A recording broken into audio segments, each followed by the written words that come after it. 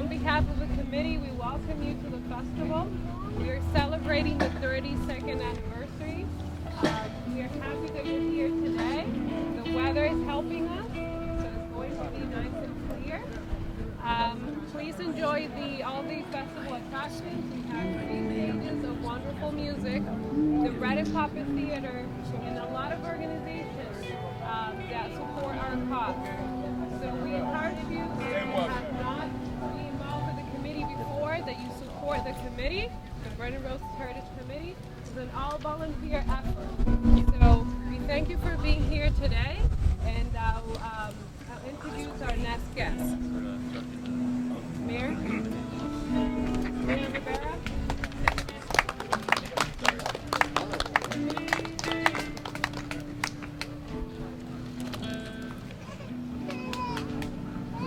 Good morning. Good morning, Mr. Mayor. The fan section. All right, hold on. You heard there was going to be cameras. He didn't want to miss out. Hey, you ready?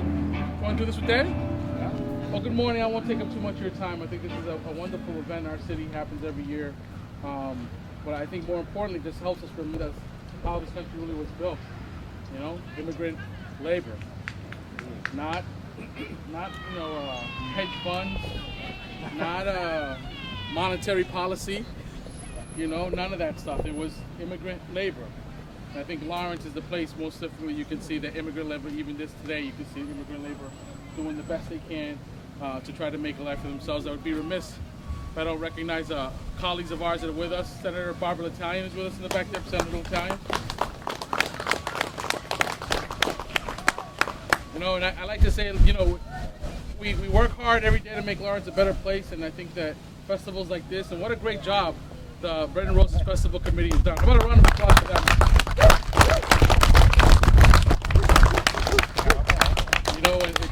It's easy to remember this day when you have the Demoulas problem happening.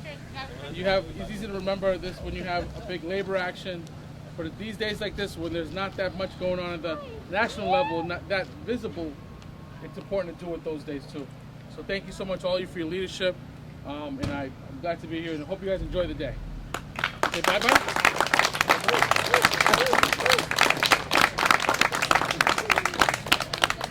Good morning. I'm Jonas Stunza from the Strikers Monument Committee. We're gathered here to celebrate in a very important event and at a very important location. The reason the monument is here is to remind us that we are a city of workers, that this is built as an industrial city, and that we need to always humanize it, not making it just a grand statement of workers or a city of people, but it is individuals. It was those groups that came together that saw an injustice in 1912 and in 1919 and in the 1930s, 40s, 50s, and 60s that fought in the unions for a betterment. Today we have the descendant of Jonas Smolskas, the third victim of the strike. Sandy and the mayor will lay the wreath today at the closing end of the ceremony. Brian Pickett will sing a few labor songs to kick us off and get us in the mood. But remember, it's the individual, it is us. Remember the past so that we will help to secure the future for the next generation, that they don't have to repeat what our grandparents went through. Right. And we can't let an inch go by. We stand together, because what we stand for is America. What we stand is the backbone of society: work, labor, and pride. And I want to thank everyone. Thank you very much. David Meehan, co-chair of the Strikers Monument Committee, will give a few words. Well, I'm glad that Mayor Rivera used the word visible in his presentation, because that's where I segue into talking about the monument itself as a work of art. My name's Dave Meehan. I taught at Lawrence High School. I taught art and art history for many years, and I worked with the artist Daniel Altschuler in designing this piece that's going to be here long after we're gone, and that's the point of a monument. But I want to describe a little bit of what Dan actually did in creating this sculpture. It's a bronze sculpture set into a 30-ton granite boulder. And what Dan did here is he depicted that pivotal moment when thousands of factory workers marched out of the factories arm in arm, men, women, and children, linked in solidarity, demanding a fair wage, decent working conditions, and the basic dignity that's due all citizens of this country, regardless of their background. The artist, Daniel Altshuler, sculpted the workers, trampling over the gears at the bottom, which controlled their lives, wrapped them with the shuttles and the skeins of wool, which they produced, then framed them with the rifles of the state militia, which threatened their lives for those 9 long weeks. And finally, defining the place of this historic moment as being Lawrence, and calling it, as they did back then, the Great Strike of 1912. The bronze is bolted into this boulder here, which is a granite boulder quarried right here from the Merrimack Valley, right up the river, on the ground which the strikers rallied daily, right on this spot. The words on the back of the stone, please read them afterwards, sum it all up. Let the gains of the workers past be recognized by those who labor today and preserved for those who toil tomorrow. A couple of notes of trivia that you'll probably take home today more than anything else. The numbers, the font of the numbers from 1912 on the statue here, on the monument here, come from the numbers of the 1912 penny. The teacher of Daniel Altshuler, the sculptor, who was from Gloucester, his name was Walker Hancock. Walker Hancock was one of the monument men in the movie portrayed by John Goodman.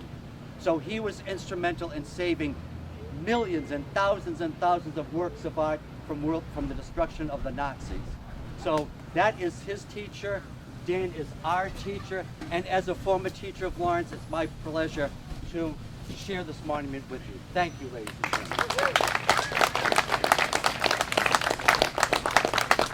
And if I can ask the mayor to come together with Sandy, who's representing the Tėvynės Mylėtojai Lithuanian organization. That was the first organization that called for the first meeting to invite the IWW to come in to help to place the wreath.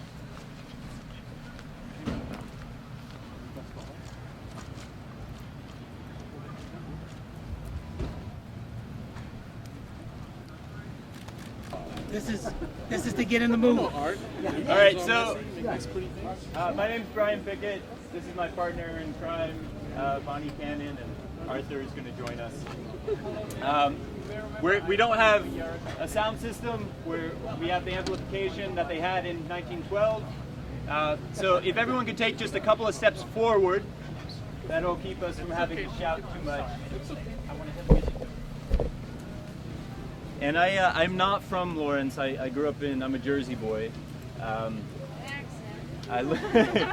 I lived in Western Mass for a little while, and I got a chance to meet some of the organizers of the festival, and I came out, and this is the 4th year now that I've been here, and it's one of the highlights of my year. So we're gonna do a couple of songs for you. The first one is it's not a full song, it's just a bit of an invocation. I had a great aunt who passed away this year, and she was a harmonica player. I'm not really a harmonica player, but I would like to play just a couple of verses of Woody Guthrie's Ludlow Massacre, a bit of an invocation of the ghosts of labor past, and then we've got two other songs for you.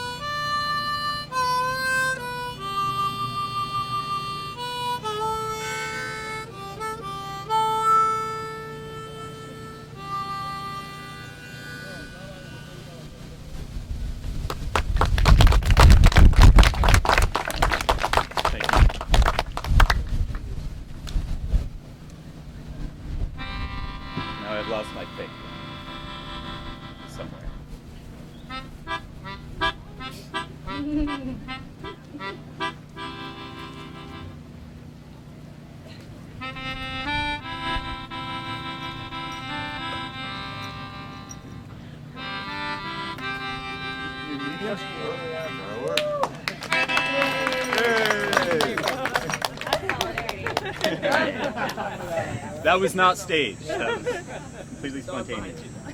All right, so this first song, it's a slight variation on Bread and Roses. It's also a nod to Ralph Fasanella, who did a lot to keep the history of the strike alive.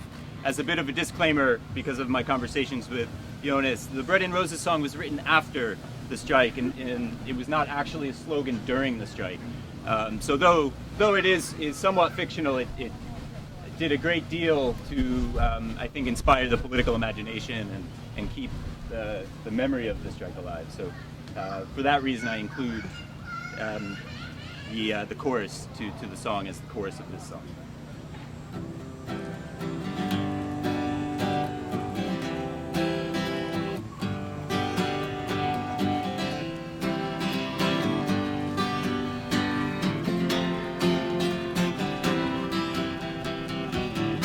I dreamt last night outside, stars and trees aloft. Woke to walk these streets alone, they say, Fasanella walk. Heard the song sung through the years and the stories that were left untold. Stepping out into the light, they were coming out from the cold. Hearts starve as well as bodies do. Give us bread but roses too. Hearts starve as well as bodies do. Give us bread but roses too.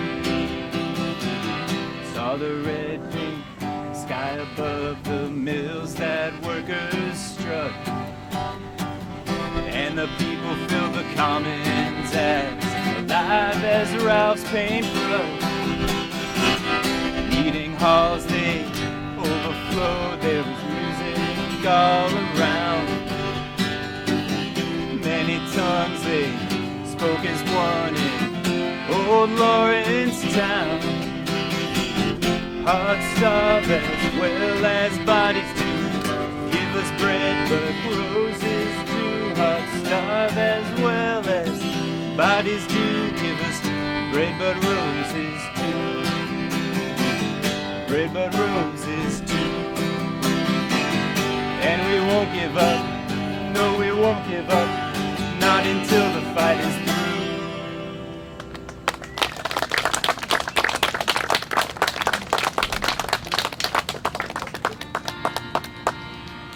Thank you, thank you. My voice is a little rough this morning, so forgive me that. And just to bring us a little bit closer to today, I joked with someone earlier that there's a bit of a lag time. This is the contemporary labor song. It was written in 1981,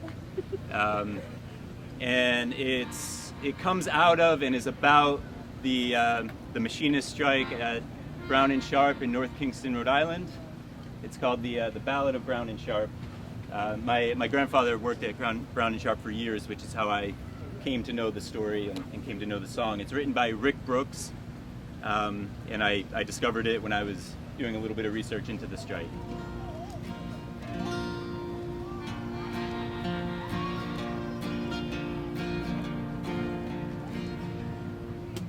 It's a little slow. The working people, have you heard? The oldest mill in town. Brown and Sharp, it's known to all, it's threatening to shut down. Hired scabs to bust the union, blackmailing the state. Don't despair, this song's of cheer, for we control our fate. Oh, Brown and Sharp, you mean so much to me. Sell your building, sell my job, I would still be free. Oh, Brown and Sharp, you mean so much to me. Sell your building, sell my job, and I will still be free. You hired me at just 18, thought I was set for life. Worked over time I bought a home for my kids and for my wife. I'm 44, the kids in school, the house is almost free. I stand to lose it all for your productivity. Oh, brown and sharp, you mean so much to me. I won't work one more day with no seniority. Oh, brown and sharp, you mean so much to me. I won't work one more day with no seniority. You call out your state troopers and you hire wagon huts. You shoot from cars at strikers, but you ain't got no guts. Go for your injunctions just to keep us off the streets. You don't seem to realize this union can't be beat. Oh, brown and sharp, you mean so much to me. You tear gas me and I won't work 'cause I can't even see. Oh, brown and sharp, you mean so much to me. Tear gas me and I won't work 'cause I can't even see. Striking and know it all, they look at you with scorn. But out of valiant struggle, camaraderie is born. We hold our heads up high, no matter what they say. Working people side by side will overcome someday. Oh, brown and sharp, you mean so much to me. Take a job and shove it, I'll keep my dignity. Oh, brown and sharp, you mean so much to me. Take your job and shove it, I'll keep my dignity. Take your job and shove it, I'll keep my dignity.